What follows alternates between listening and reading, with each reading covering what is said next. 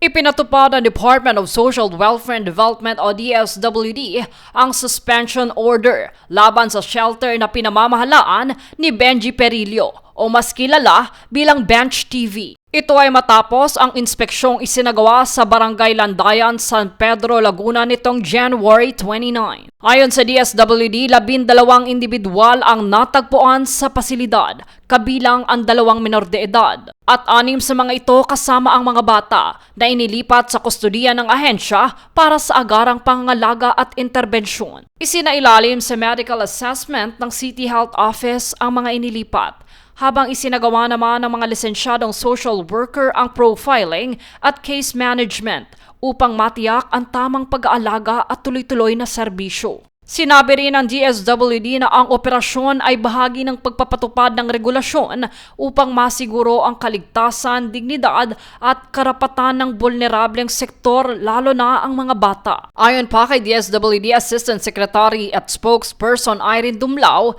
hindi layunin ng ahensya na pigilan ang mga inisyatibong may malasakit, kundi tiyaking sumusunod ang lahat ng shelter at care facility sa minimum standards of care na itinakda ng batas upang maprotektahan ang mga bata at iba pang vulnerableng sektor. Kasabay ng pagpapatigil ng operasyon, nagbigay rin ang DSWD ng technical assistance sa Bench TV, kaugnay ng mga kinakailangang hakbang para makakuha ng Certificate of Registration and License to Operate. Matatandaang naglabas ng pahayag sa social media ang Bench TV kaugnay ng emosyonal na epekto ng paglipat ng mga inaalagaang individual. Subalit iginiit ng DSWD na mahalagang masunod ang proseso ng batas upang maiwasan ang posibleng panganib at pang-aabuso. Naninindigan ang ahensya na patuloy nitong babalansehin ang malasakit at mahigpit na regulasyon upang matiyak na ang pagtulong ay ligtas, legal at tunay na para sa kapakanan ng mga nangangailangan.